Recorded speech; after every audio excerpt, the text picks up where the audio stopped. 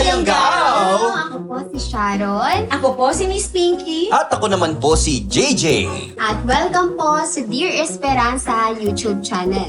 Ang kwento naman po namin ngayon ay pinamagatang Dalagang Mananayaw na dinukot ng leader o pinuno ng aswang. Hope you enjoy po our story.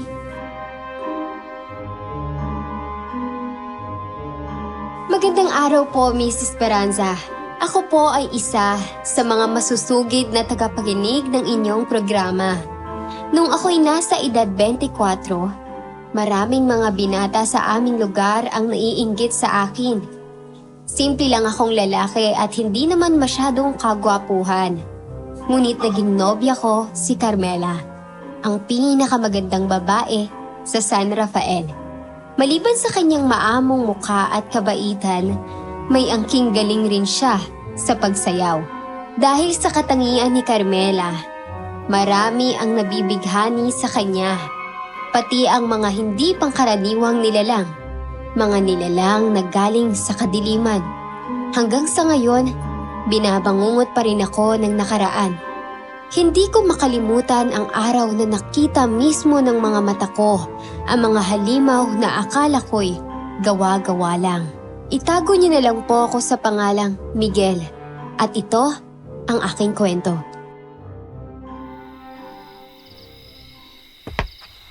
Ang galing mo talagang sumayaw, Carmela. Siguradong madadagdagan na naman ng mga tagahanga mo. Ano ka ba naman, Miguel? Para namang ngayon mo lang ako nakitang sumayaw. Kahit ilang beses na kitang napanood sumayaw, lagi mo pa rin ako napapahanga. O eto, mineral water. Uminom ka muna. Salamat. Ikaw talaga? Nag-abala ka pa?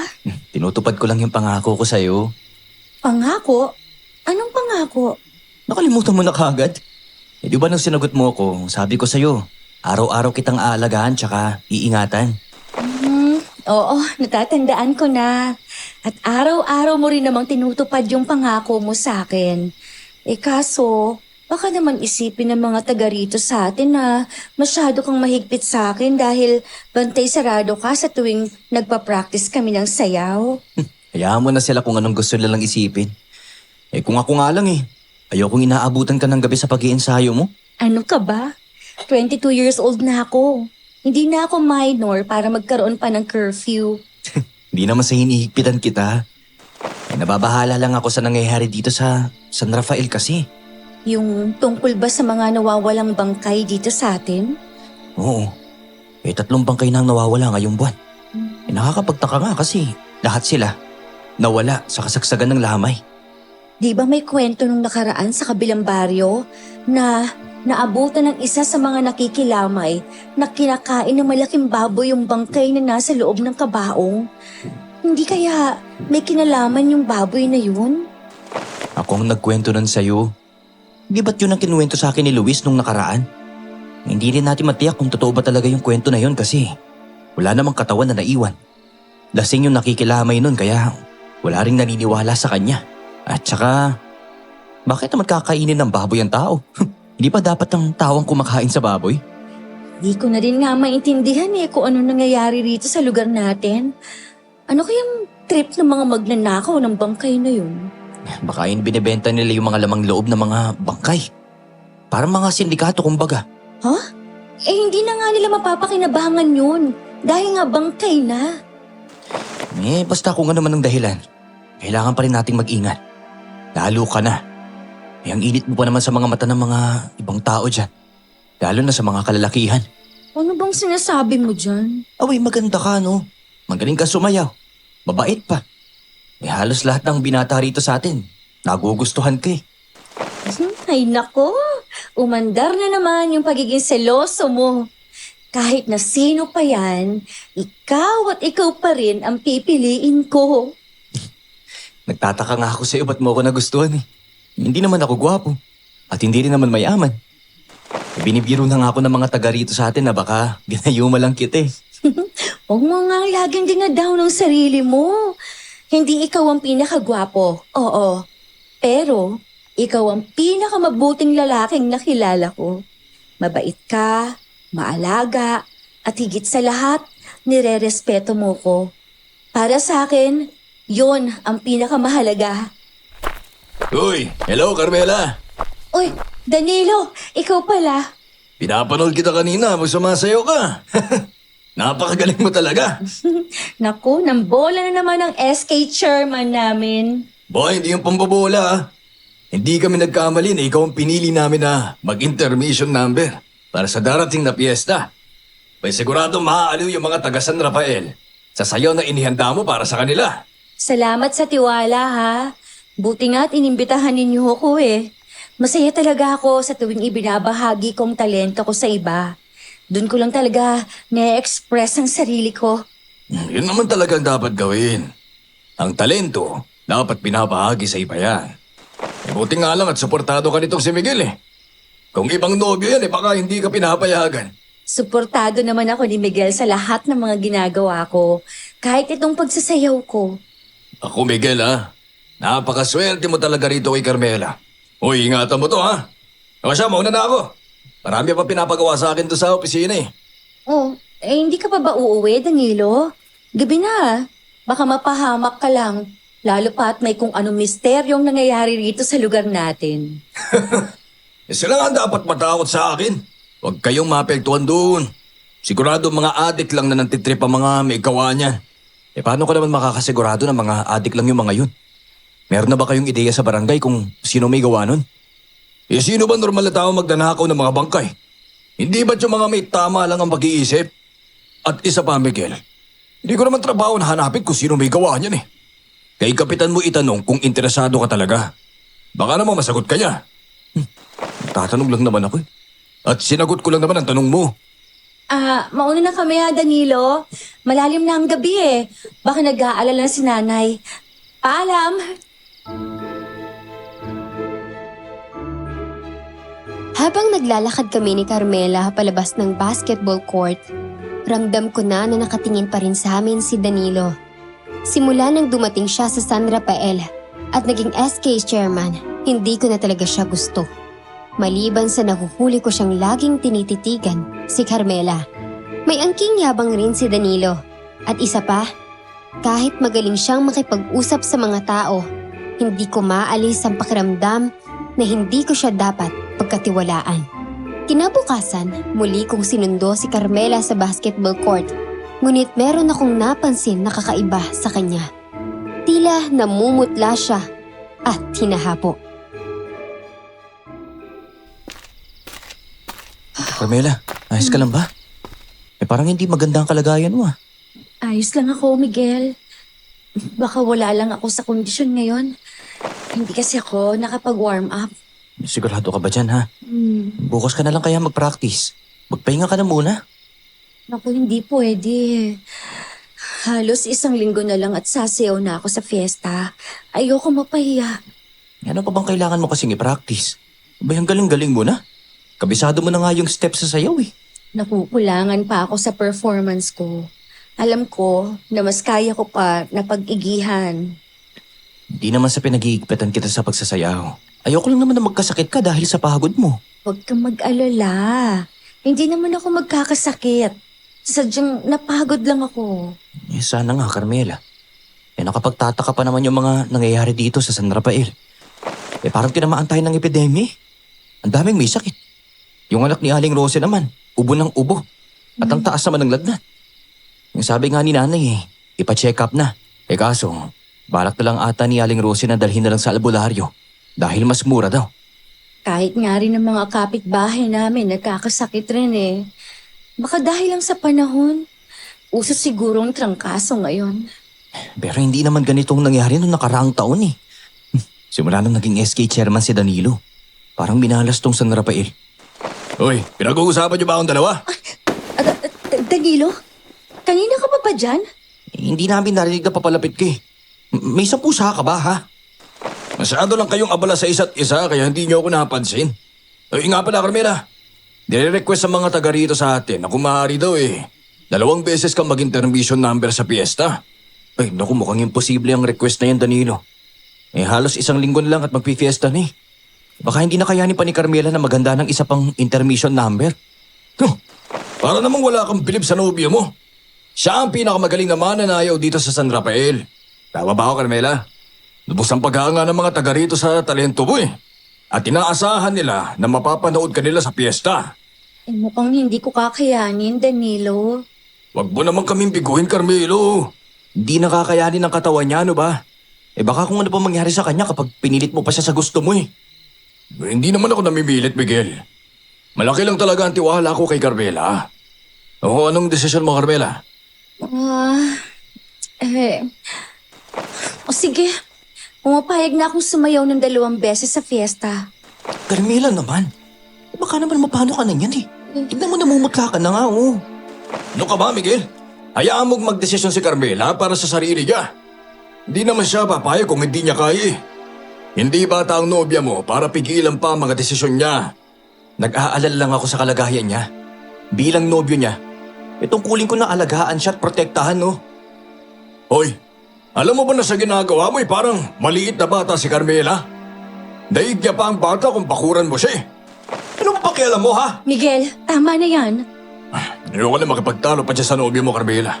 Basta asahan kita sa fiesta ha. Alam ko makakaya mo mag-perform pa ng isang intervention number para sa mga kababayan natin.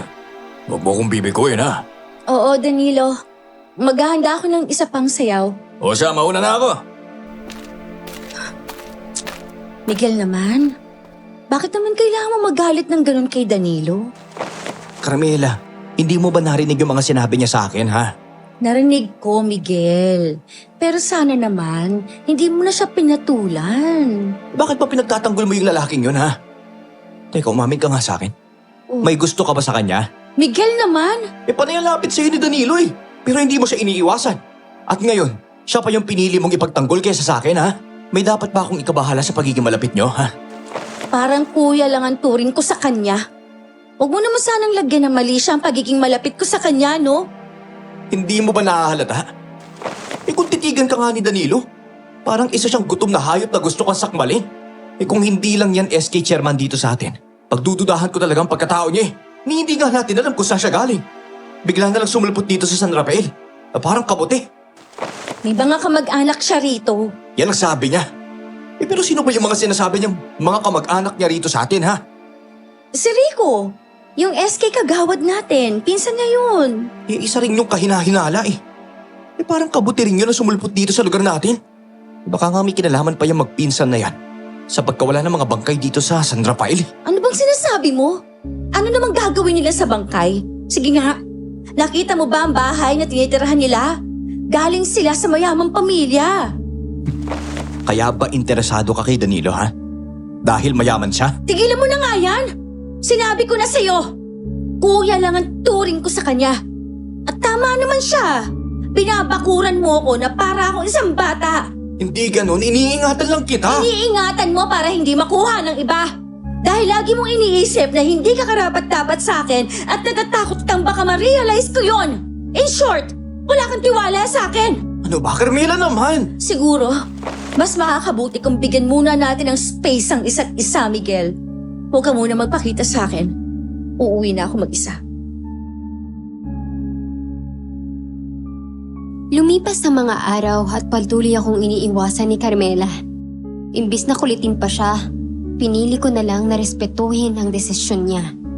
Sa kabilang banda, tama naman siya.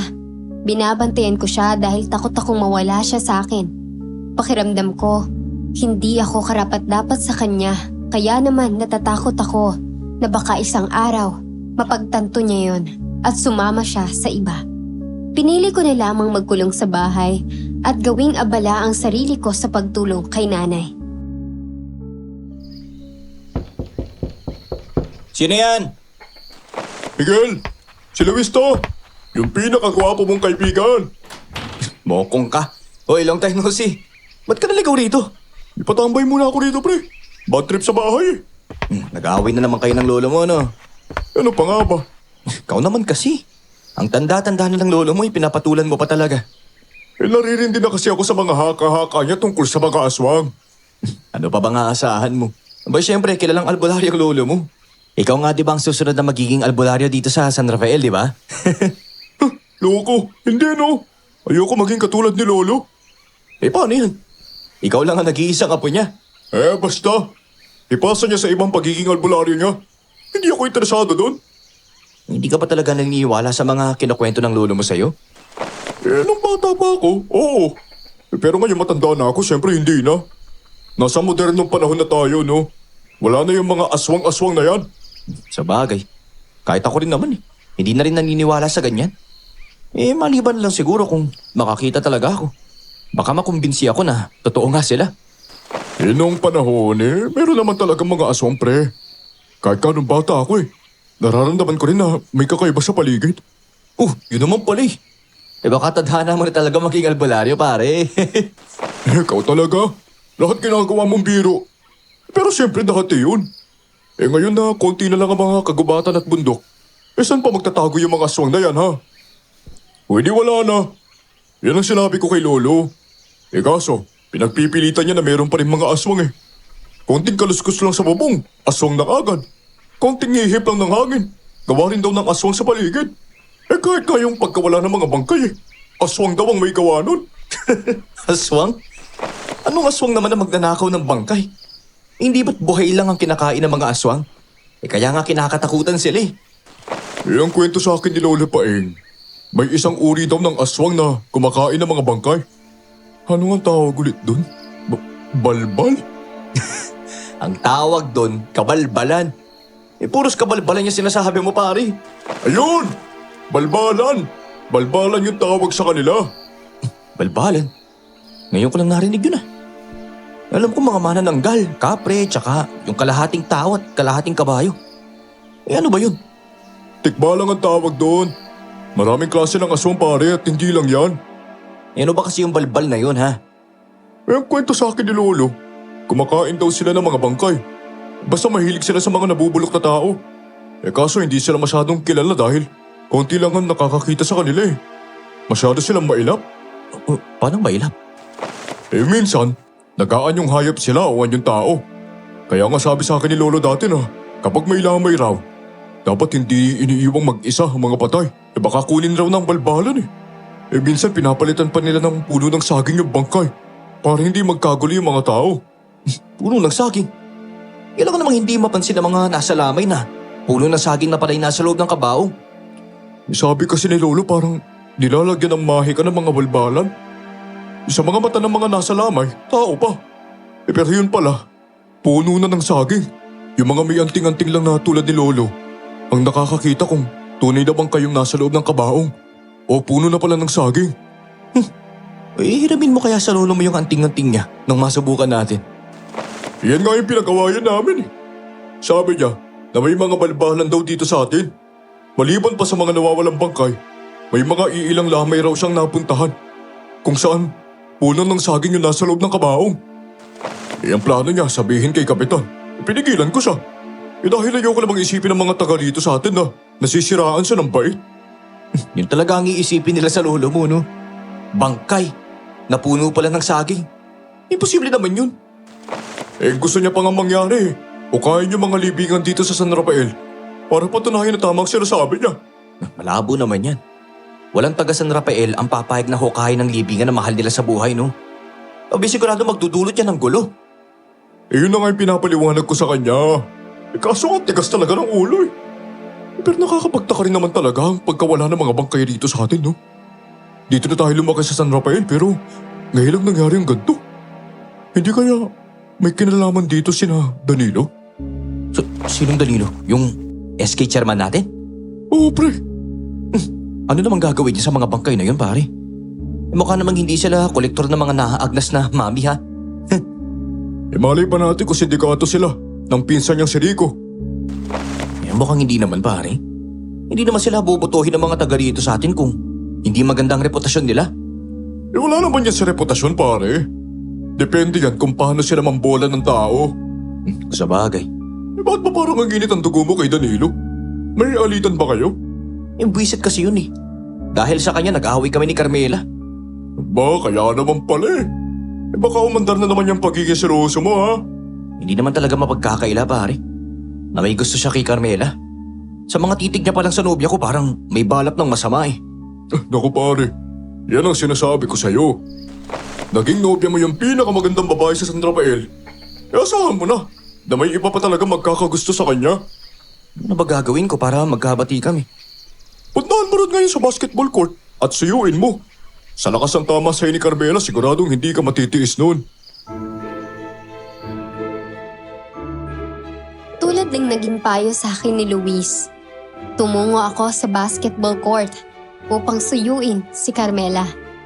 Nadatnan ko siyang sumasayaw. Ngunit may napansin akong kakaiba sa mga kilos niya.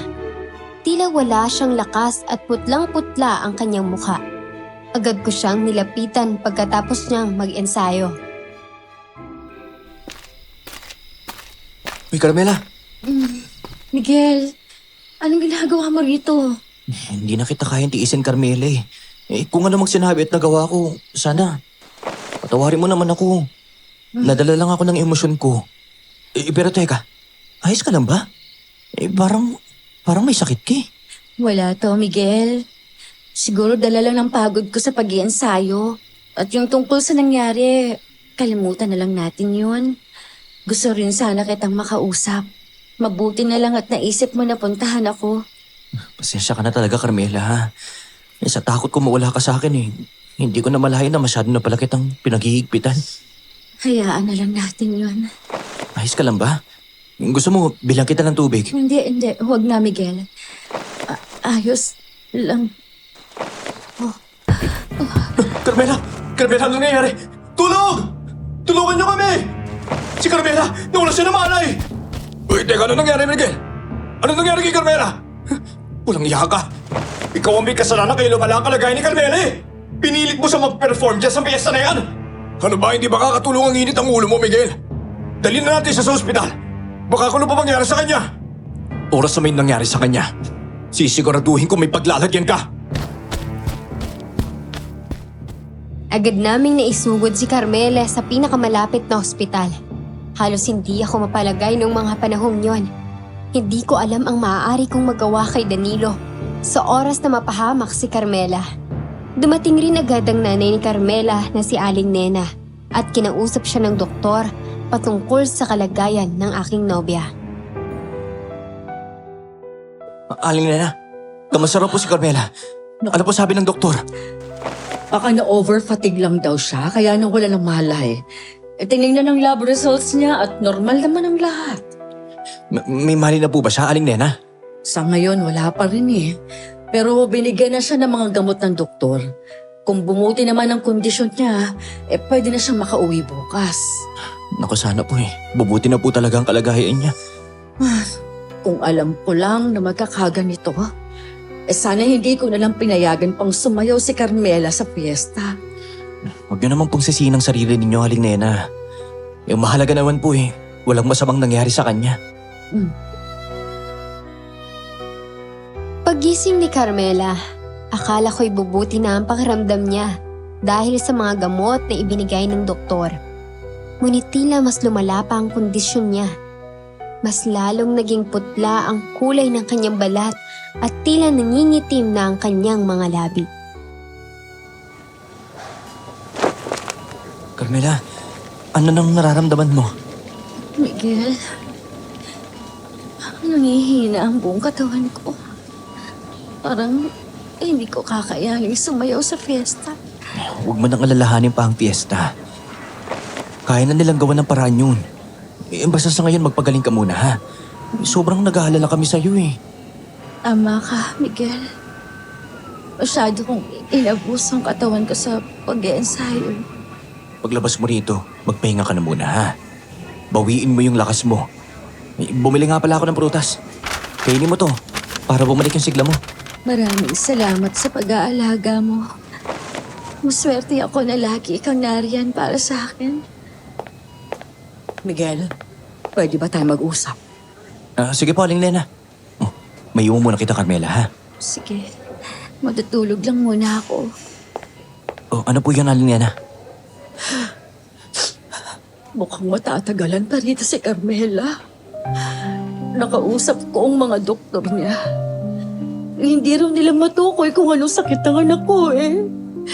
Naibigay na nilang lahat ng gamot na pwede nilang maibigay sa kanya pero hindi pa mabuti ang kalagayan niya.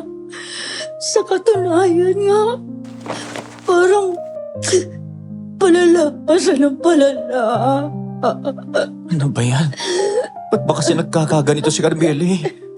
Sa dinami-dami ng tao, bakit siya pa? Diyos ko, Miguel. Hindi ko na alam kung sino pang lalapitan ko. Awang-awa na ako sa anak ko. Hindi ko na alam kung ano gagawin ko. Huwag lang po tayo mawawalan ng pag-asa, Aling Nena. Hahanap po ako ng iba pang paraan. Iba pang mga doktor na pwedeng makatulong kay Carmela. Kung kailangan ko lumuwas sa Maynila, gagawin ko po yun. Nangako ko sa kanya. Naaalagaan ko siya at poprotektahan. At tutuparin ko po yung pangakong yun. Maraming salamat sa iyo, Miguel. Kahit anong kalagayan ni Carmela, hindi mo siya iniiwan. Natatakot talaga ako para sa buhay ng anak ko. Lalo pa na mapagkalaman kong hindi lang siya ang tinamaan ng misteryosong sakit na ito. Teka, ano pong ibig niyo sabihin, Aling Nena? May iba pa pong mga taga San Rafael ang nakakaranas ng katulad ng sakit ni Carmela? Oo, Miguel.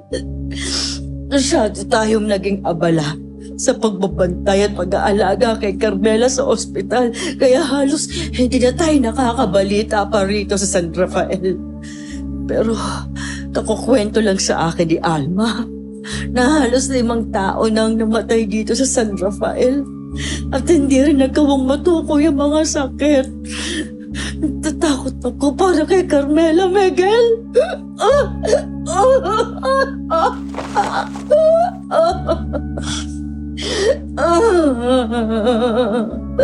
Paano nangyari yun?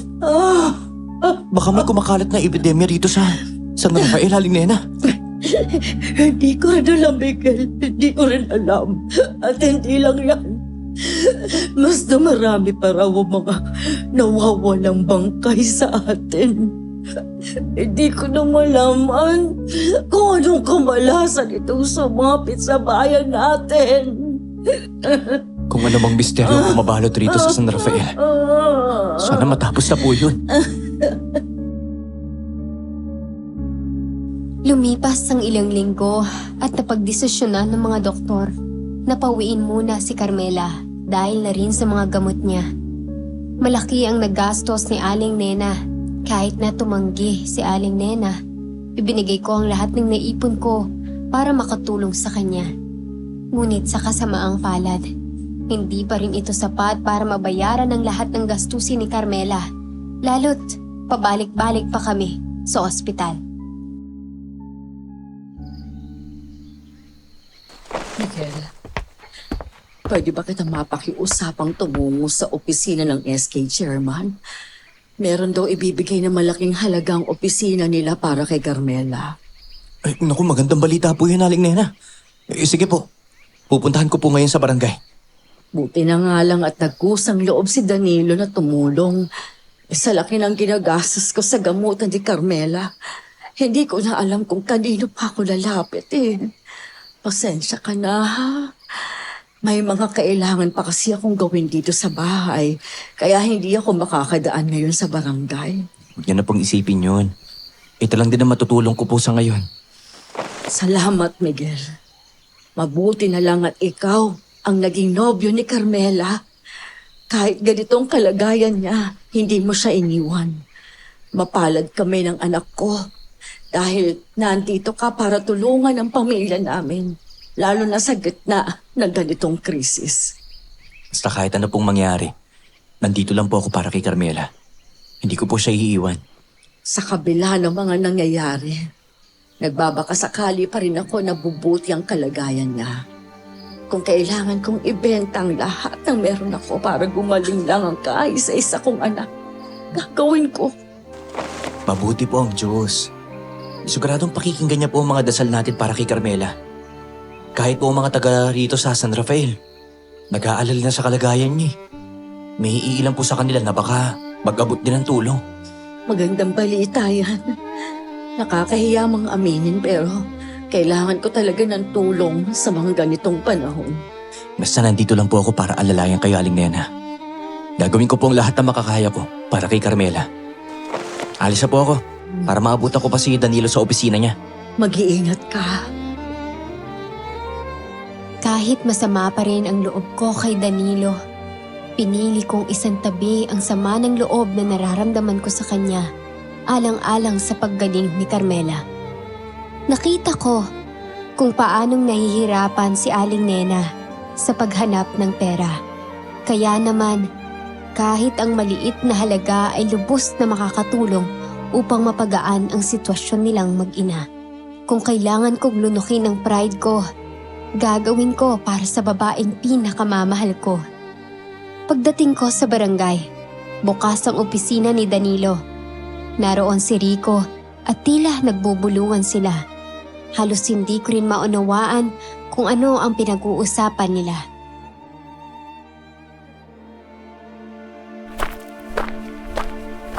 Sa tingin mo ba, hindi nila tayo pinagdududahan, Danilo? Meron ba silang dahilan para pagdudahan tayo? Malaki ang tiwala nila sa atin, Rico. Halos lahat ng mga magagandang proyekto ng SK, tayo nagsimula noon. Sabagay, tama ka dyan.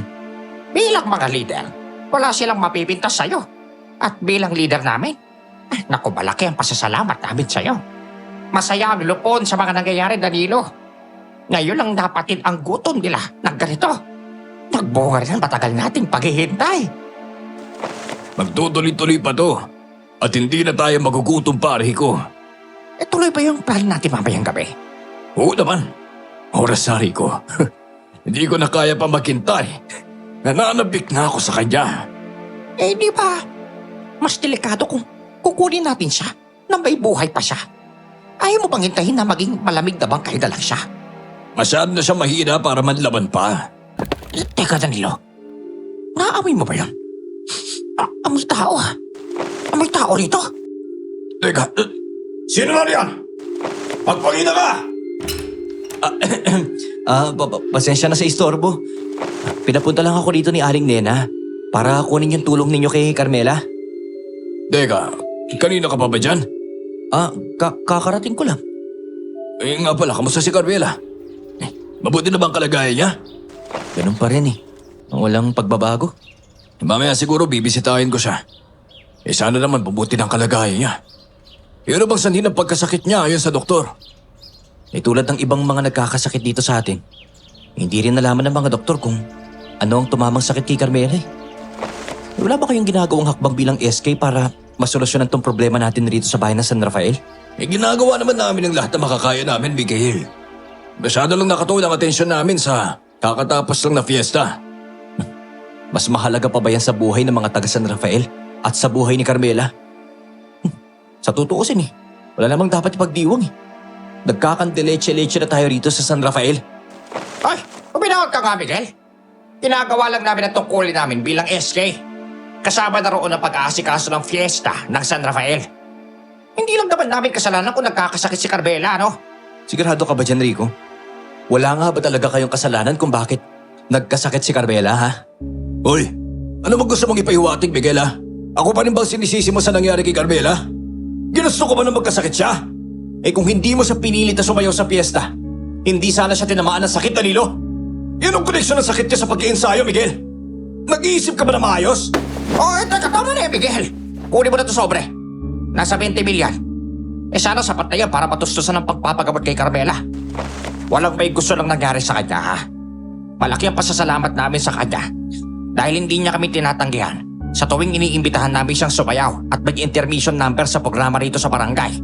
Nakakalungkot din ang sinapit niya, no? Pasensya ka na, Rico. Nadala lang ako sa emosyon ko.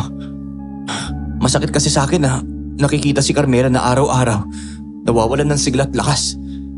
Hindi na namin alam ang gagawin para lang gumaling siya eh. Kung kailangan niyo naman ng tulong huwag kayong mahihiyang lumapit dito sa barangay, ha?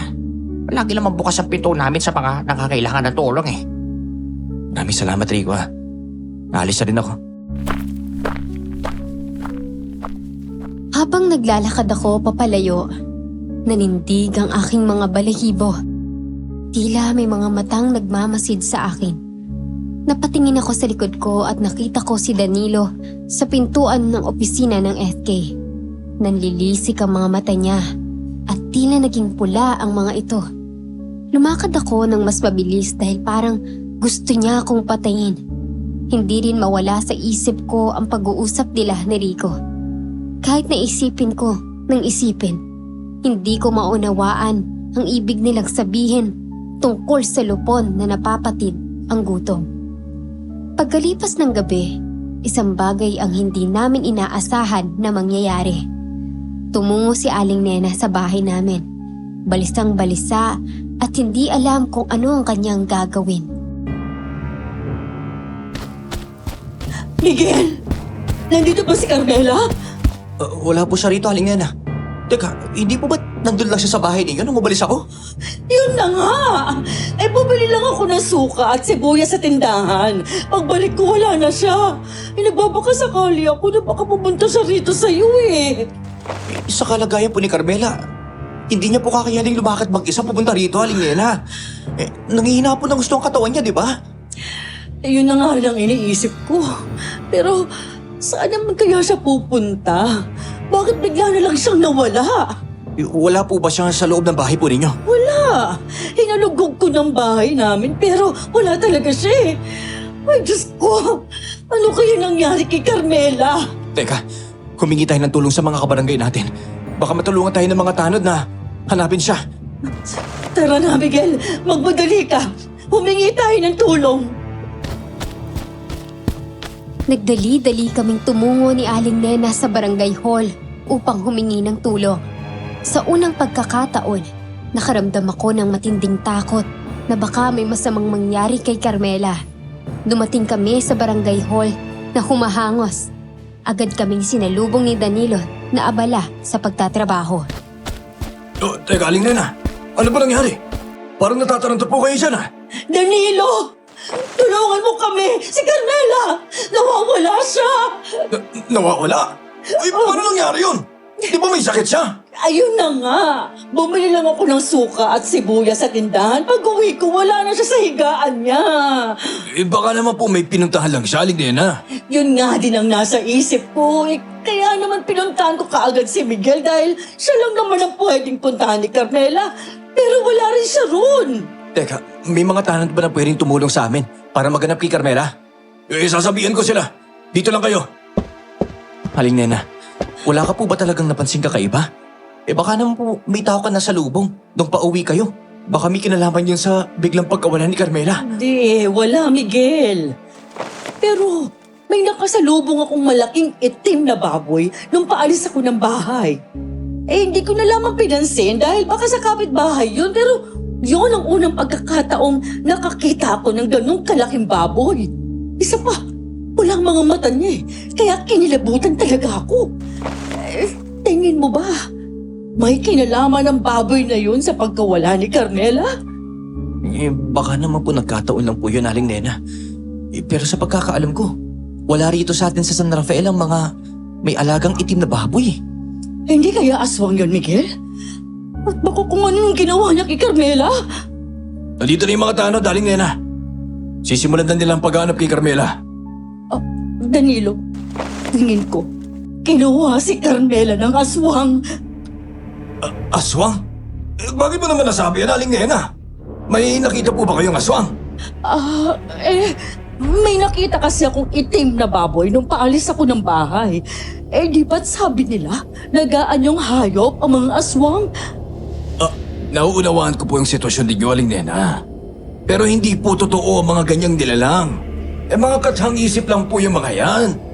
Ginagawa na rin po ng mga barangay tanod ang makakain nila para mahanap si Carmela. Baka naman pumunta lang siya sa kaibigan po niya. Lagi nagpapaalam ang anak ko tuwing aalis siya. Kahit noong mga panahon na maayos ang kalagayan niya. Ang masama talagang hinala ko. At natatakot ako sa pwedeng mangyari sa kanya. Huwag po kayo mag-alala, Aling Nena. Patatagpuan din po natin siya. Tama si Miguel, Aling Nena. Yung mabuti pa umuwi muna tayo sa bahay po ninyo. At magpahinga. Baka bumalik na si Carmela doon. Masama mo na lang siya, Miguel, ha? Kami nang bahalang maghanap kay Carmela. Maraming salamat sa pagtulong mo, Danilo, ha? Sasama ko na lang muna si Aling Nena. Sa nangyayari ngayon, mas makakabuti kung hindi siya iiwang mag-isa. Balitaan mo agad kami ha, kung sakaling nahanap ninyo si Carmela. O kaya may balita na patungkol sa kanya. Makakaasa ka dun, Miguel. Isinantabi ko lahat ng hidwaan namin ni Danilo at ipinagkatiwala ko sa kanya ang paghahanap kay Carmela. Gustuhin ko mang sumama sa kanila. Hindi ko maaaring iwan mag-isa si Aling Nena. Lalo pat hindi namin alam kung umalis ba si Carmela o mayroong kumuha sa kanya. Ngunit nung gabing yun, hindi ako nakatulog. Bawat kaluskos at kalabog, lumalabas ako upang silipin kung bumalik na si Carmela. Sumapit ang umaga at kasabay noon ay ang pagdating ng isang masamang balita. Magandang umaga po, Aling Nena. Danilo, nandito ka na. May balita na ba kay Carmela? Nakita niyo na ba siya? Sa kasamang palad po hindi po, Aling Nena. Hinalagot na po namin yung buong San Rafael pero hindi naman siya nakita. Nagtanong-tanong rin kami sa mga kabayan natin pero hindi rin daw po nila nakita si Carmela Diyos ko! Nasaan ang anak ko? Ano nangyari sa kanya? Sana hindi ko na lang siya iniiwan ng gabing yun. Hindi ko kakayanan kapag may nangyari pa sa anak ko. Si Carmela lang ang meron ako. Hanapin ko po siya, Aling Nena, ha? Pinapangako ko po sa inyo yun. Hindi ako titigil hanggat hindi ko nahahanap si Carmela. Iuwi ko po siya ng ligtas. Miguel, parang awa mo na. Hanapin po ang anak ko. Opo, Aling Nena. Hindi ako ihinto hanggat hindi ko na ibabalik sa inyo si Carmela, ha? Malakas ang kutob ko na nandito lang siya sa San Rafael. Pagbabayarin ko kung sino man ang kumuha sa kanya. Ibabalita rin namin to sa kapulisan para matulungan nila tayo maghanap kay Carmela. Magbabakasakali lang tayo na ligtas siya at maayos ang kalagayan niya. Upang tulungan ako sa paghahanap kay Carmela, pinuntahan ko si Luis. Buong araw naming nilibot ang San Rafael, pero kahit anino ng nobya ko, hindi namin nakita. Naupo kami sa ilalim ng mangga upang magpahinga. Sa bawat oras na lumilipas, unti-unti ring nauubos ang pag-asa ko na makikita ko pa si Carmela. Uy pre, ayos ka lang ba? Kanina ka pa tahimik dyan Nag-aalala na ako sa'yo. Kinakabahan kasi ako, pre. Parang nawawalan na ako ng pag-asa na mahahanap pa natin si Carmela. Ni isa sa mga taga San Rafael, hindi siya nakita. Sa sakit na iniinda niya, imposible na makapaglakad siya ng malayo. Halos hirap na nga siya sa pagbangon sa kamay. Alam mo, isa lang talagang hinala ko, pare. May kumuha talaga sa kanya. Pero sino naman kukuha sa kanya pare? Maraming nagkakagusto kay Carmela pero hindi naman sila siguro ganun kadesperado para kidnapin siya, no? Di ba? Hindi ko namang maniwala pero may naikwento si Aling Nena kagabi. Napapaisip tuloy ako ngayon. Baka nga tama siya. Ano naman yung naikwento ni Aling Nena? May connection ba yun sa biglang pagkawala ni Carmela? Parang, nung umalis siya sa bahay nila, meron siyang napansin na malaking itim na baboy. Pula raw ang mga mata. Yung hinala naman niya baka naman aswang yun. Aswang? Grabe naman kinikilabutan ako sa sinasabi mo. Uy, bakit naman pare? Tingin mo ba tama si Aling Nena? Yung sabi kasi sa akin ni Lolo, may kakayanan magganyong hayop ang mga aswang Yun ang ginagawa nila para hindi sila mahuli kagad. Madalas, gabi sila nag-aan yung hayop. Lalo na kung may nais silang matyagan. Tsaka, natatandaan mo ba yung kwento ko sa'yo? Nung nakaraan, tungkol doon sa nangyari sa lamay ng kabilang bayan. Teka, ano na nga yun? Sa dami na nang iniisip ko, hindi ko na maalala Yung mga kinakwento mo sa akin. Hindi ba nga? May kumakalat na balita tungkol dun sa bangkay na biglang nawala. Yung bangkay na yun, naabutan ng isang nakikilamay na kinakain ng malaking itim na baboy. Yun ba? Oo, naalala ko na yun. Pero di ba't ang sabi mo, lasing yung nakakita nun pare? Baka namalikmata lang siya. Kaya nga hindi rin siya pinapaniwalaan ng mga taga roon Dahil baka dala lang ng pagkalasing niya. Pero kung parehas yung baboy na nakita nung lasing doon sa baboy na nakita ni Aling Nena nung gabing nawala si Carmela, baka naman may kinalaman nga yung mga aswang. Pero pre, bakit naman nila kukunin si Carmela? Buka yan nobya ko. Hindi ba't sabi mo, bangkay lang ang kinukuha nila? Hindi ko nga rin maintindihan Pero isa lang ang makakasagot ng tanong mong yan. Sino naman? Di si Lolo Paeng. Alam mo mas maganda kung pupuntahan natin siya. Baka matulungan niya tayo. Lahat ng patungkol sa aswang alam dun Bukas na lang natin ituloy ang paghahanap kay Carmela. Lumalalim na rin yung gabi. Kung may aswang nga talaga rito sa San Rafael, mas makakabuti sa atin umuwi na lang muna siguro. Teka Luis, nakita mo ba yun? May gumagalaw dun Ano yun, pre? May hitim na baboy ron Nakadungaw sa halaman at pinagmamasdan tayo. Teka, lapitan natin pare. Baka yun yung baboy na tinutukoy ni Aling Nena. Tara pare! Habulin natin, bilis! Baka yun yung magiging dahan para mahanap natin si Carmela. Bilisan natin! Nakakalayo na siya! Sa kakahabol namin ni Luis sa itim na baboy, napunta kami sa gitna ng kagubatan. Tanging ang liwanag ng buwan ang nagsisilbing ilaw namin. Nawala na rin ang itim na baboy sa paningin namin. Tila bigla itong naglaho na parang bula. Pre, yung baboy, biglang nawala. Nasaan na ba yun? Hindi pang karaniwang baboy yun, Miguel. Nakita mo ba yung mga mata niya? Parang nagbabagay. Aswang nga yata talaga yun. Wala akong pakialam kung anong nilalang man siya. Siya ang makakapagturo sa atin kay Carmela. Tara, hanapin pa natin siya. Baka nagtatago siya sa mga talahiban. Huwag tayo padalos-dalos. Ikaw po yun ng kadiliman. Sigurado ako dyan. Wala tayong armas para patayin siya. Hindi siya katulad ng mga tao na lalabahan ng gamit ang pisikal na lakas. Pre, may paplapit sa atin. Huwag kang maingay. Magtago tayo dito sa talahiban. Bilisan mo! Sige. Pre, ano nga ba yun? Parang ang baho Ang may nabubulok na laman. Bumabaliktad ang sikmura ko sa amoy. Ayun na nga yung tilalang. Hindi nga tao yan. Sa kanya nanggagaling yung nabubulok na amoy. Balbalan yan. Tama nga si Lolo Paeng. Nanindig ang balahibo ko sa katawan nang makita ko ang nilalang na naglalakad sa gitna ng kagubatan. Para itong napakalaking daga na nababalot ng itim na balahibo. Kapansin-pansin rin ang kanyang mahahabang dila, matutulis na ngipin at naniningas na mga mata. Ang mga kuko niya ay tila mga balisong sa talas. Hindi ito mapakali sa paghahanap sa amin. Pre, nakita na tayo! Takbo na!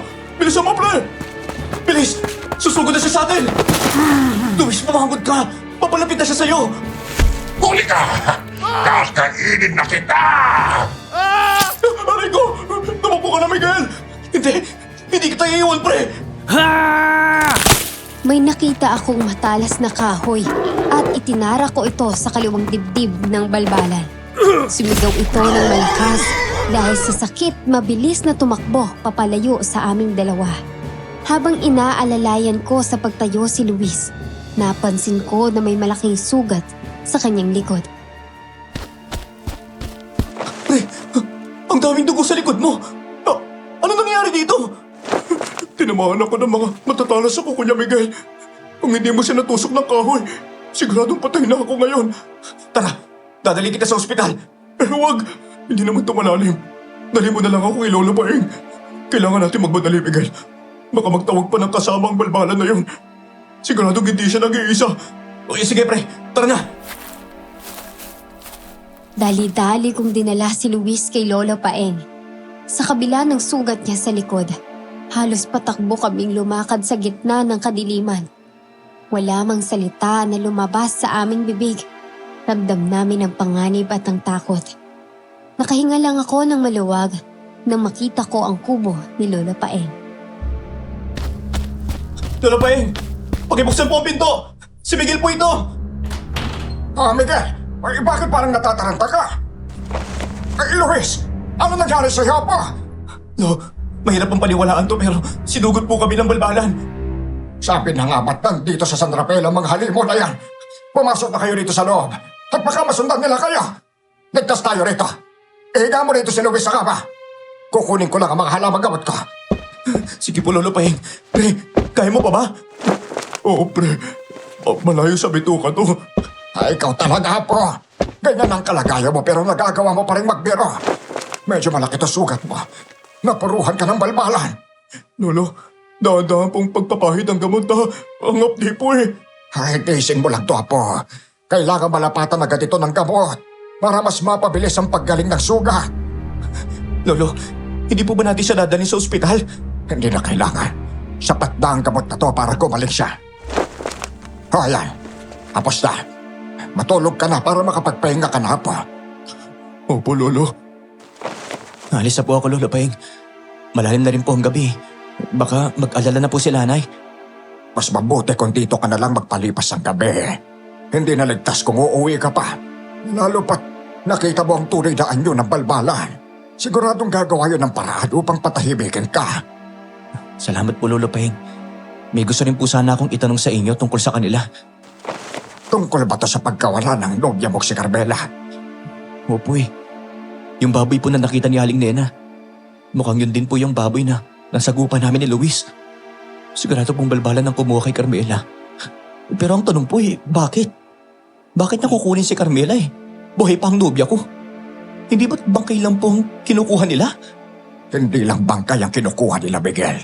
Pati na rin yung mga taong malapit ng pumanaw. Si Carmela? Paano na po ganon? Alam kong masakit sa'yo to, Miguel. Pero yun lang ang paliwanag na maibibigay ko sa'yo. At naniniwala ako. Sila rin ang may gawa ng sakit ni Carmela at ng mga tao rito sa San Rafael. Pero sa papaanong paraan po nila nagawa yun, Lolo? Sa pamamagitan ng kapangyarihan ng kadiliman, kaya nilang magdulot ng sakit sa mga tao para magawa ang binabalak nila. Mga hayop sila. Uubusin ko silang lahat. Hindi sila pangkaraniwan ng mga aswang, Miguel. Kailangan nating planuhin ang panlaban sa kanila. Madalas lupon sila. Hindi lang iisa ang balbalan dito sa San Rafael. Marami sila. Maaaring nakakasalamuhan natin ang iba sa kanila. Nakakasalamuha? Sa paanong paraan naman po, Lolo Pahing? Nagaan yung tao rin po sila, ganon? Oo. Kaya kailangan nating mag-ingat lalo. Sino naman po kayang mga balbalan dito sa atin? Hindi ko pa masasagot yan, Miguel. Dahil albularyo ako, hindi iwasan ako ng mga balbalan. Alam nilang matutukoy ko kung ano talaga sila. Kung ganun po, ano pong gagawin natin ngayon, Lolo Pahing? Kailangan ko ngayon ang tulog mo. Ikaw lang ang makakahanap sa kanila. Ha? Paano po yun, Lolo Pahing? Wala naman po akong alam sa mga aswang eh. Lalo na sa mga balbalan. Itong langis na to ang tinatawag na lana. Kapag may aswang na malapit sa'yo, kusa itong iinit at kukulo. Dalhin mo ito bukas at makisalamuha ka sa mga taga rito sa atin. Kapag may lumapit sa'yo at kumulo ang lana, ibig sabihin, isa yung balbalan. Itago mo lang ito sa bulsa mo bukas. Sige po, tutulungan ko po kayo. Meron po sana akong gustong itanong sa inyo pero naghahalangan po ako eh. Kung buhay pa ba si Carmela? Opo, Lolo. Natatakot po akong malaman ang katotohanan eh. Baka kinahain na siya ng mga balbalan. Hindi mo masisigurado yan sa'yo, Miguel. Sa ngayon, ang magagawa lang natin ipagdasal na buhay pa rin siya. Kung sakali buhay pa po siya, may paraan ba para malunasan ang sakit na dulot sa kanya ng mga balbalan, Lolo? Oo, Miguel. Magagawan ko ng paraan para malunasan ang sakit niya. Sa ngayon ang pinakamahalagang bagay na kailangan nating gawin ay ang hanapin siya at iligtas sa mga kamay ng mga balbalan. Ang sabi niyo lupon po yung mga balbalan. May paraan po ba para matalo po natin sila? Kailangan po ba natin ng tulong ng mga taong bayan? Hindi makakatulong sa atin ang mga taong bayan, Miguel. Sinubukan kong iulat sa barangay yung patungkol sa mga nawawalang bangkay. Ang sabi ko gawa yun ng mga hindi pangkaraniwang dalalang. Ngunit pinagtawanan lang ako At tinawag pang nababaliw na. Hindi madaling tanggapin ang ganitong bagay. Paano po natin sila matatalo kung tatlo lang tayo ni Luis sa lupain? Huwag ka na mag-alala tungkol doon. Buong buhay ko ay wala na akong ibang ginawa, kundi makipaglaban sa kampo ng kadiliman. Alam na alam ko kung ano ang makakatalo sa kanila. Hindi natin kailangan ng maraming tao. Kailangan lang natin ng mga tamang panlaban. Sige po, Lolo Peng. Maaasahan niyo po na tutulungan ko kayo sa labang ito. Mabuti naman at naniniwala ka sa akin. Hindi ko po makakalimutan yung balbalan na nakita ko, Lolo eh. Nung una po akala ko, nananaginip lang ako. Ngunit nung papalapit siya ng papalapit sa amin ni Luis, doon ako nakumbinse. Natunay nga ang mga nilalang na yun. Mabuti na nga lang at nakatakas kayo sa kanya eh. Lumalabas ang kanilang tunay na lakas sa tuwing sila ay nasa tunay nilang anyo.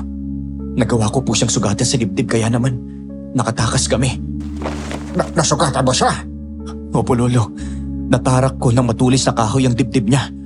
May siguradong maghihiganti yun. Ang mga aswang ay lubos na mapaghiganti. Lalo na kapag may nasaktan sa mga kasama nila.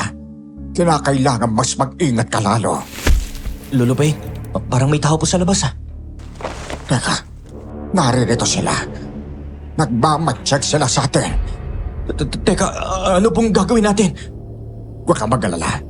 Ang kubong ito ay puno ng mga pantaboy sa aswang, katulad ng mga balbalan. Hindi sila makakapasok. Sa ngayon ay magpahinga ka na. Magbabantay ako hanggang sa tuluyan silang umalis. Maraming salamat po, Lolo. Pilit man akong ikinukumbinsi ni Lolo Paeng na ligtas kami sa loob. Buong gabi akong hindi nakatulog. Hindi lang kaluskos ang narinig naming ingay. Marahas rin kinakalampag ang mga bubong at pader. Kung hindi dahil sa mga panlaban ni Lolo Paeng, marahil ay napasok na ng mga balbalan ang loob ng kanyang kubo. Pagsapit ng umaga, umuwi ako sa amin at bumawi ng kaunting tulog. Dumaan muna ako kay Aling Nena upang alamin ang lagay niya. Nagbabaka sakali rin ako na baka nakauwi na si Carmela. Miguel! May balita ka ba kay Carmela? Meron bang nakakita sa kanya? Halos hindi na ako makatulog kakiisip kung nasan ang anak ko. Buong gabi ko siyang hinintay pero wala eh. Hindi pa rin siya umuwi. Wala pa rin po eh. Wala rin po akong makuhang impormasyon galing sa mga taga San Rafael. Pero may isang bagay na maaaring maging kasagutan sa mga tanong natin at makakapagturo sa atin kung nasaan na si Carmela. Ayoko pong isipin yung nababaliw ako pero kailangan niyo pong malaman to. Ano yun, Miguel? Ano ang dapat kong malaman? Tama po kayo. Yung baboy po na nakasalubong ninyo nung gabing nawala si Carmela. Tunay nga po na aswang yun. Malaki ang posibilidad na siya ang kumuha kay Carmela. Paano nangyari yun, Miguel? Nung hinahanap namin kahapon ni Luis si Carmela, napansin po namin na may itim na baboy na tila nagmamanman po sa amin eh. Nang habulin po namin yung sa gitna ng kagubatan, bigla na lang yung nag-anyong halimaw. Sa katunayan nga po muntik na niyang mapatay si Luis. Kung hindi ko siya natamaan ng matulis na kahoy sa bandang dibdib po niya. Teka, Miguel. Parang ang hirap paniwalaan ang ikinukwento mo. Pero nung nakita ko yung itim na baboy na yun, iba talagang pakiramdam ko. Para bang may sarili siyang isip. Nakatingin din siya sa akin na tila gusto niya akong habulin. Dapat hindi na lamang ako umalis nung gabing yun talaga eh. Dapat hindi ko na lang iniwang mag-isa si Carmela. Maniwala po kayo sa akin, Aling Nena. Hanggang ngayon, parang panaginip lang ang lahat ng nangyayari kagabi. Pero totoo po ang lahat ng yun. Huwag niyo pong sisihin ang sarili po ninyo. Kung hindi kayo umalis ng gabing pong yun baka may masamang nangyari na po sa inyo. Wala po talagang dapat sisihin, kundi ang mga aswang sa likod ng pagkawala ni Carmela. Pero bakit niya kukunin ang anak ko? At bakit sa lahat ng tao si Carmela? Napakabait ng anak ko. Wala naman siyang atraso sa kahit na sino rito sa San Rafael eh. Wala siyang sinaktan at wala rin siyang tinapakan na tao. Hindi niya dapat dinadala sa lahat ng hirap na yan. Huwag po kayong mag-alala. Mahahanap pa po natin si Carmela. Huwag lang po tayo mawalan ng pag-asa. Humingi na rin po ako ng tulong kay Lolo Paeng. May plano na po kami. Ano bang magagawa ko para makatulong sa inyo? Parang mababaliw na ako sa kahihintay rito. Sa ngayon po, mas makakabuti po kung gawin ninyo munang lihim ang lahat ng sinabi ko po sa inyo. Baka isa po sa mga taga rito sa atin ang kumuha kay Carmela. Yan po nga alamin ko kung sino ang aswang dito sa San Rafael. At pag nalaman ko kung sino siya, sisiguraduhin ko na magbabayad siya sa ginawa niya kay Carmela. Pangako ko po yan, Aling Nena. Iuuwi ko po ng buhay ang anak po ninyo. Pagkatapos naming mag-usap ni Aling Nena, umikot ako sa buong San Rafael. Ngunit walang naging reaksyon ang Lana. Hindi ko pinuntahan ang barangay hall. Hindi ko maunawaan, ngunit bumilis ang takbo ng puso ko at napuno ako ng kaba. Agad akong nakita ni Danilo. Oh, Miguel, naparito ka. Makikibalita ka ba tungkol kay Carmela? Oo eh. Yung sanang sadya ko rito. Nag-aalala na kasi talaga kami kay Carmela. Halos 2 araw na siyang nawawala, di ba? Wala pa rin babalita sa kanya. Yes, ngayon wala pa rin eh. Pero nagtatanong na rin kami sa mga taga-kabilang bayan kung nakita ba nila si Carmela. Dineport na rin namin sa pulis yung nangyari. Abala na sila ngayon sa paghahanap sa kanya. Salamat sa tulong mo, Danilo, ha. Malaking bagay ito para kay Aling Nena. Aalis na rin ako. Uy, teka, saglit lang, Miguel. Ano yun? May kailangan ka ba? Hindi ba't hinahanap mo rin si Carmela? Wala ka ba nalaman na impormasyon patungkol sa kanya? Sa ngayon, wala talaga eh. Hindi ko alam kung anong nangyari sa kanya. Ay, ganun ba? Yung tungkol sa sinabi ni Aling Nena na malaking itim na baboy. Naniniwala ka ba talaga ron? Sa totoo nga lang eh. Mahirap paniwalaan yun. Hindi rin ako naniniwala sa mga aswang. Baka naman katanghisip niya lang yun. Teka, bakit mo pala natanong? Gusto sana kitang paalalahanan eh. Pag ganitong stressful ang sitwasyon, madalas nag-halusinate yung mga tao. Katulad na nangyari kay Aling Nena. Imbis na masolusyonan ng problema, mas lalo pang lumalala. Alam kong masakit sa inyo nangyari kay Carmela. Malapit ko rin naman siyang kaibigan kaya hindi ko rin maiwasan na hindi mag-alala. Pero kailangan natin mag-isip na maayos. Sa ngayon, unawain na lang natin si Aling Nena. Lalo na't nawawala ang sa isang anak niya. Kapag meron na akong balita kay Carmela, sasabihin ko agad sa'yo ha. Maraming salamat, Danilo. Aasahan kita dyan. Nang makalayo ako kay Danilo, agad kong nilabas ang lana na nasa loob ng bulsa ko. Kumukulo pa rin ito. Habang nag-uusap kami, naramdaman ko ang pag-init ng lana. Hindi ako pwedeng magkamali. Ang SK chairman ng San Rafael ay isa sa mga balbalan at maaaring siya rin ang may pakana ng pagkawala ni Carmela. Hindi lang dahil sa gusto niya itong kainin, kundi matagal niya na itong gusto.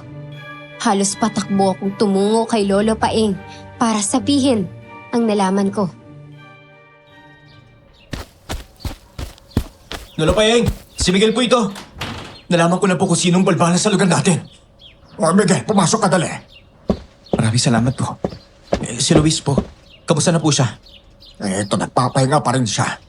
Mukhang malalim yung sugat na natamo niya. Pero ilang araw na lang gagaling na rin ang apo ko. Bumalik tayo sa sinasabi mo. Sino ba ang balbalan dito sa San Rafael?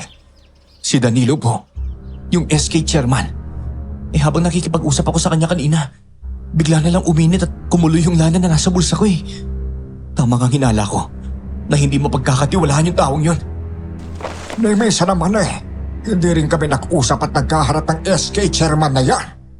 Sa tuwing bibisita ako sa barangay hall, wala na siya. May matalino rin siya. Alam niya na sa oras na magkita kami, malalaman ko ang tunay niyang pagkatao. Pero pinagdududahan ko na rin siya. Wala lang talagang pagkakataon para mag-cross ang landas naming dalawa. Teka, bakit niyo po siya pinagdududahan, Lolo Paeng? May alam po ba kayo patungkol kay Danilo? Yung tumakbo siya bilang SK chairman, pinagdudahan ko na siya doon. Ang sabi niya, galing siya sa angka ng mga Miraflores. Abay sa tinagal-tagal ko rito sa San Rafael wala ni isa na taga rito ang may apelidong Miraflores. Yun na nga po eh.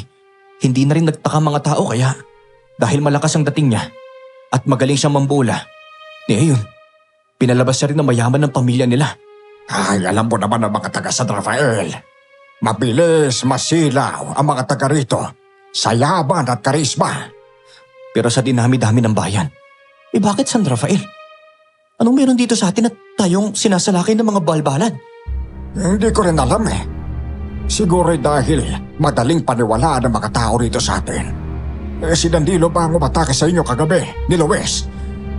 Sa tingin ko po hindi po eh. Tinignan ko din ang bandang dibdib niya. Wala namang benda o sugat.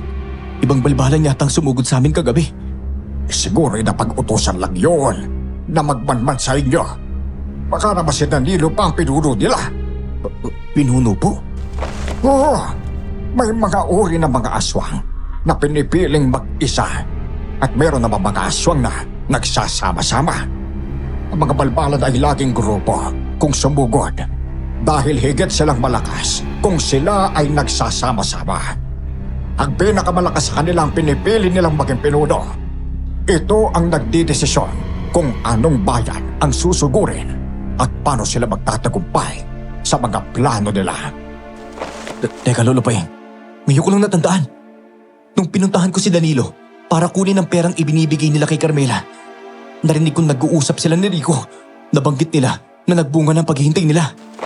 Pinawag rin ni Rico si Danilo bilang leader. Pinagkibit-balikat ko lang eh, dahil hindi ko naman maintindihan ang pinag-uusapan nila. Akala ko nga patungkol lang yun sa pamumuno nila sa San Rafael. Ibig sabihin, si Danilo ang pinuno nila.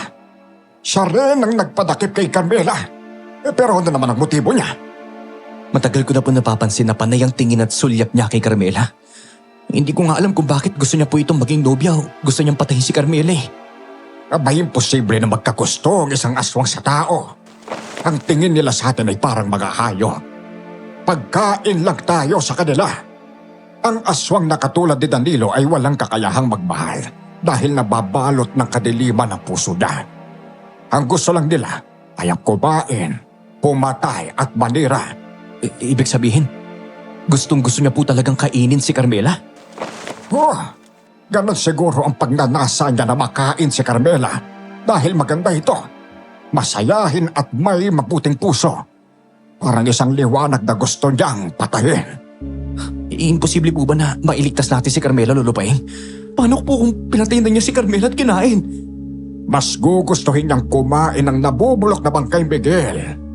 Para sa kanila mas masarap ang lasa ng laman na nabubulok. Sa tingin ko, hinihintay na lang nilang mamatay si Carmela sa natural na paraan. Walang sugat, walang kalat. Sana nga po buhay pa siya, Lolo Paeng. Hindi ko po mapapatawad ang sarili ko kapag may nangyaring masama sa kanya. Nangako ako na poprotektahan ko po siya. At nagtiwala siya sa akin. Nagtiwala siya. Huwag ka na bang mawalan ng pag-asa.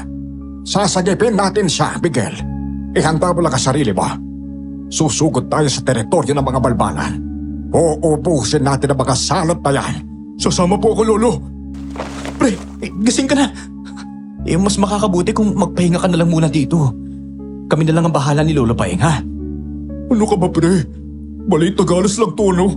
Tsaka isa pa, gaganti pa ako roon sa may gawa ng sugat na to sa akin. Hindi ako matatakot sa kanya. Huwag kang mag-alala, Miguel. Alam ni Luis ang gagawin niya. Marami na akong naituro sa apo ko patungkol sa paglaban sa mga kampo ng kadiliman. Matutulungan niya tayo. Sige po. Ano na pong plano po natin ngayon? Susundan natin si Danilo. Siyang makapagdadala sa atin sa teritoryo ng lupon niya. Katulad ng iba pang mga balbalan.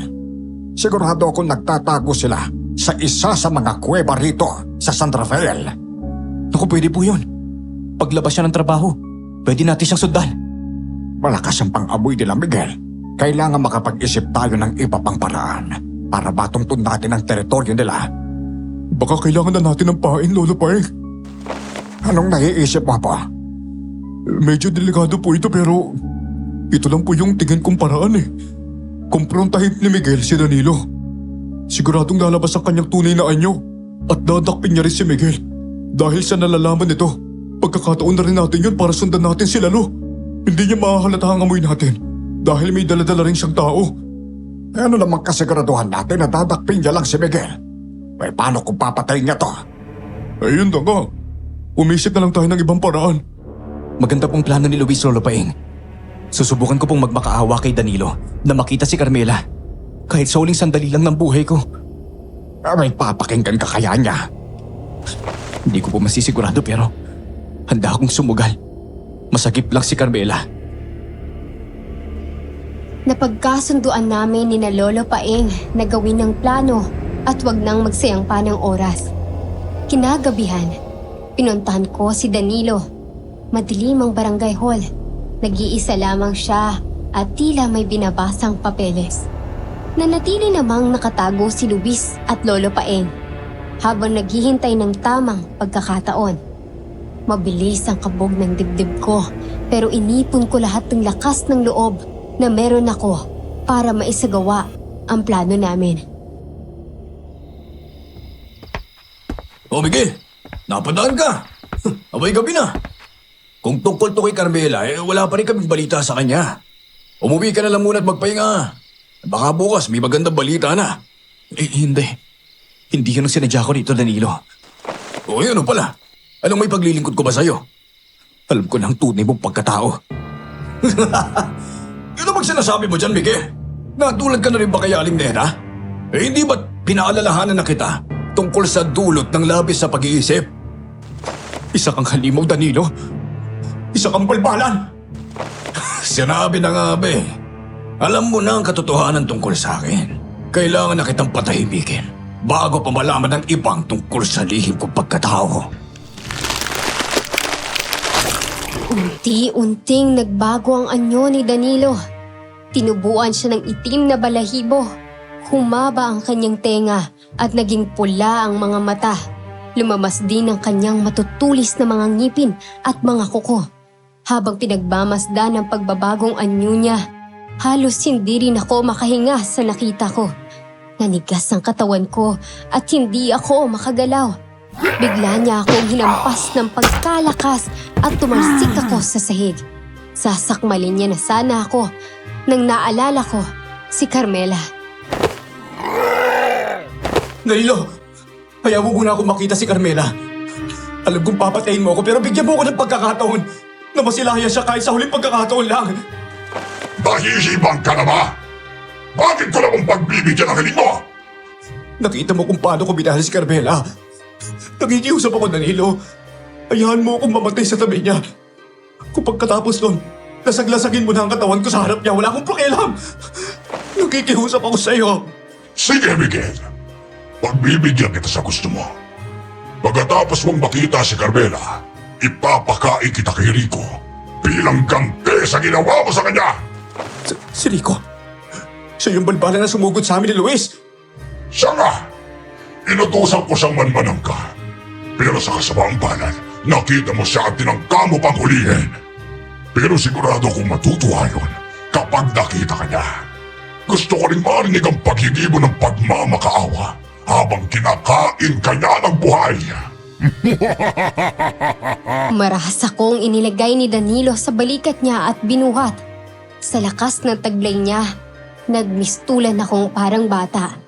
Kahit na nakaramdam ako ng matinding takot, nilahlabanan ko ito at patuloy na inaalala ang mga plano namin ni Lolo Paeng at Luis.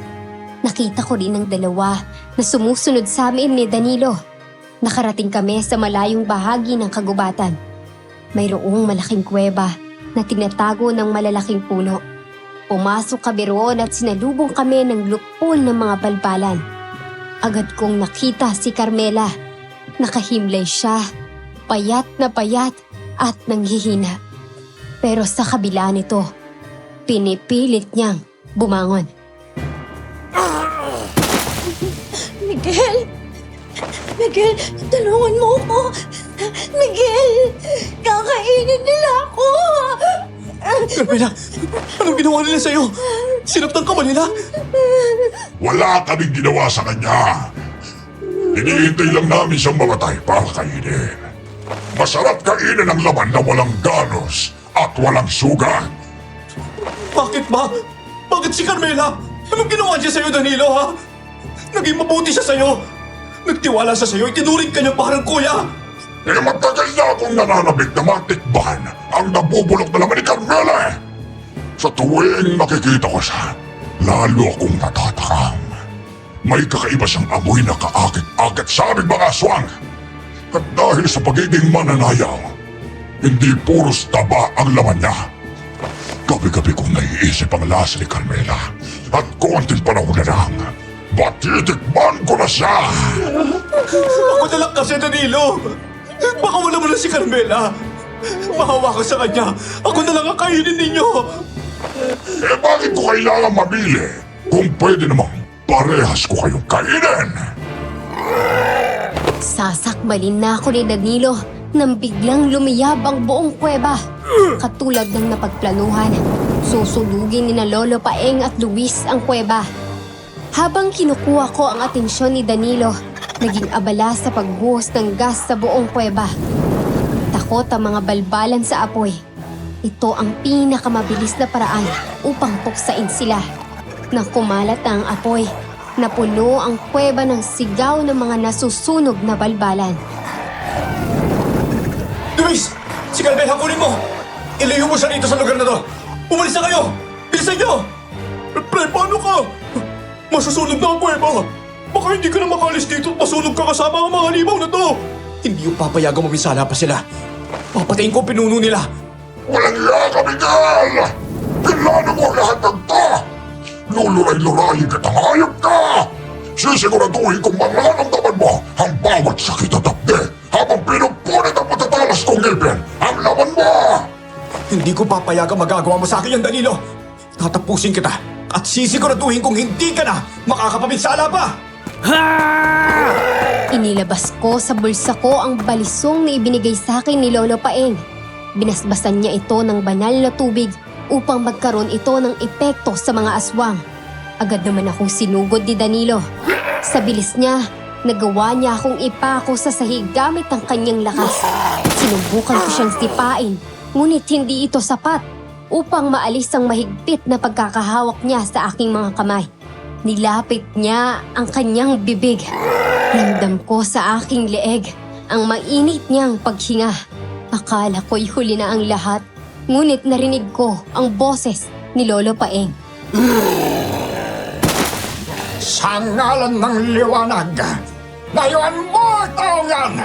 Ito ang banal na tubig upang sunugin ka, halimaw! Ang balat ko! Nasusunog! Walang hiya ka, matandang albularyo ka! Papatayin ka na! Miguel, itarak mong balisong sa puso niya! Bilisan mo! Paalam na, halimaw!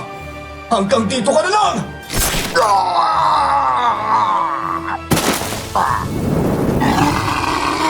Umalingaw-ngaw ang sigaw ni Danilo, kasabay ng mga balbalan na nasusunog sa loob ng kuweba. Mabilis naman kaming lumayo ni na Lolo Paeng sa kuweba. Kumalat ang apoy kaya naman, pati ang kagubatan ay nagsimula ring masunog. Dahil dito, lumabas ang mga taga San Rafael. Ngunit imbis na apulahin ang apoy, nakatingin lamang ang lahat. Nagtataka kung saan nanggagaling ang mga sigaw ng mga halimaw. Agad ko namang hinanap si Carmela. Nakaupo siya sa tabi ni Luis. Carmela! Diyos ko, mabuti naman ligtas ka. Iligtas mo ko, Miguel. Akala ko mamamatay na ako kasama ang mga halimaw na yun. Hindi ko naman nahayaang mangyari sa iyo, Carmela. Kung kailangan kong isakripisyo ang buhay ko, maligtas ka lang, gagawin ko yun. Maraming salamat, Miguel. Takot na takot ako. Araw-araw hinihintay ni Danilo na mamatay ako upang mabulok at makain niya ako. Tapos na ang lahat, Carmela, ha? Wala na si Danilo. Wala na rin ang mga balbalan. Lahat ng to, masamang panaginip na lang na kailangan nating kalimutan. Carmela! Anak ko! Mama! Oh, Diyos ko! Anak ko, buhay ka! Hindi ko alam ang gagawin ko kung may nangyaring masama sa'yo. Para ako masisiraan ng bait kaya iisip ko ano nangyari sa'yo, anak ko. Nanay, okay na po ako. Iniligtas po ako ni Miguel. Maraming salamat, Miguel. Hindi ko alam kung kung paano kita pasasalamatan. Napakalaki ng utang na loob ko sa'yo. Hindi lang po ako nagligtas kay Carmela, Aling Nena. Kung hindi po dahil kay Lolo Paeng at Luis, baka hindi namin nagawang mailigtas ang anak po ninyo. Sasha, magpahinga na tayo lahat. Alalayan niyo si Carmela patungo sa kubo ko. May mga halamang gamot akong ipapainom sa'yo para maging mabilis ang paggaling mo. Salamat po, Lolo Paeng. Dinala namin si Carmela sa kubo ni Lolo Paeng, kung saan ininom niya ang mga halamang gamot na inihanda ng albularyo. Pagkalipas ng mga araw, muling nanumbalik ang lakas ni Carmela.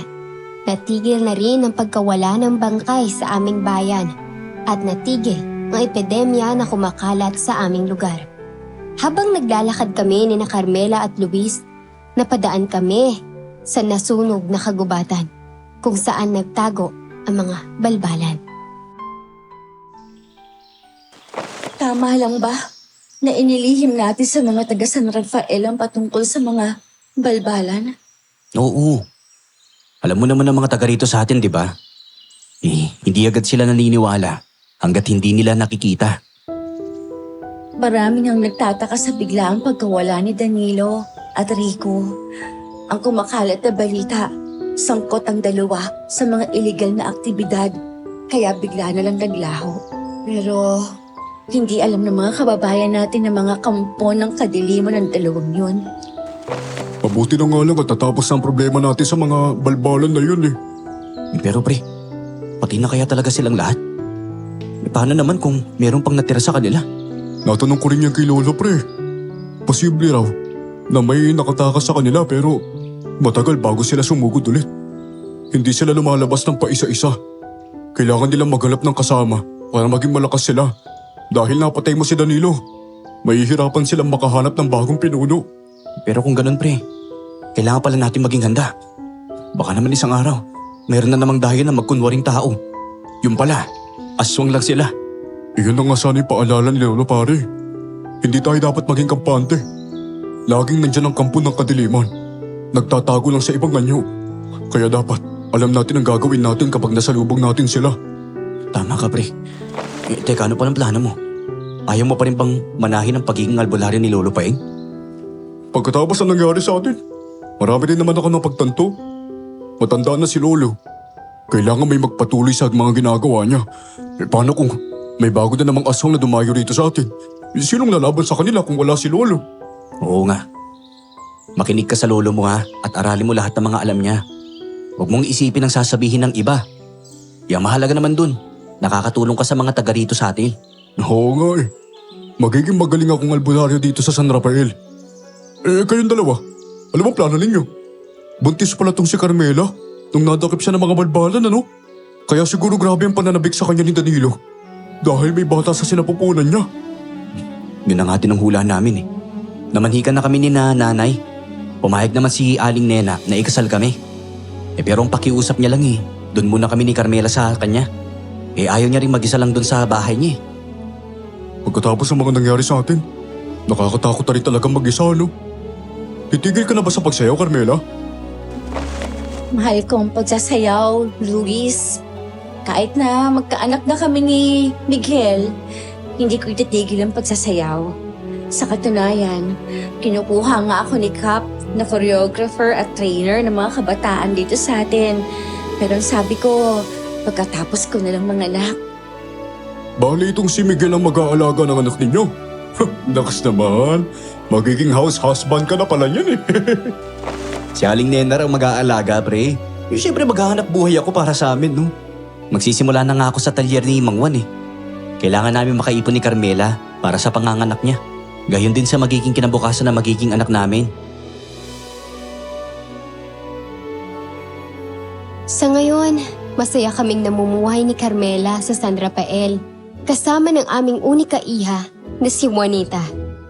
Nang nakaraang taon, pumanaw na si Lolo Paeng dahil na rin sa katandaan. Ngunit agad naman siyang pinalitan ni Luis. Napakagaling nitong albularyo. Sa tuwing may magkakasakit sa bayan namin, siya agad ang nilalapitan. Pero patuloy kaming handa. Lalo pat, may bali-balita rito sa amin na nakita raw nila si Rico sa kabilang bayan. Tila tatakbo ito bilang SK chairman. Patuloy kaming nagmamatsyag ni Luis. Ipinangako ko sa aking kaibigan na kahit anong mangyari, sasamahan ko siya sa pagpuksa ng mga kampo ng kadiliman. Dito ko na po tatapusin ang aking kwento. Sana'y patuloy naming mapanatili ang katahimikan sa aming bayan.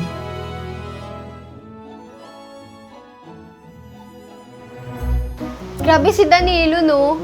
Sa una, kala mo, iisipin mo talagang parang typical na mayabang lang siya na gustong mapalapit kay Carmela. Tapos habang tumatagal, ang weird na ng kilos niya. Tapos, yun, siya naman pala yung pinuno ng balbalan. Pero, goods ako kay Miguel kasi hindi siya bumitaw. O, sino yung mga Miguel dyan, ha? Kahit ang delikado na ng sitwasyon, pinili pa rin niyang ilaban si Carmela. Buti na lang nandyan si Luis at si Lolo Paeng. Kasi kung wala sila, di ba? Baka hindi na rin kinaya. Kayo, kung kayo si Miguel, susugod din ba kayo kahit alam niyong aswang yung kalaban? I-comment nyo kung sino ang pinaka-nagustuhan nyo sa episode na to. At kung nagustuhan nyo ang kwentong to, huwag nyo kalimutang mag-like, mag-subscribe at makinig muli sa susunod na kwento dito sa Dear Esperanza.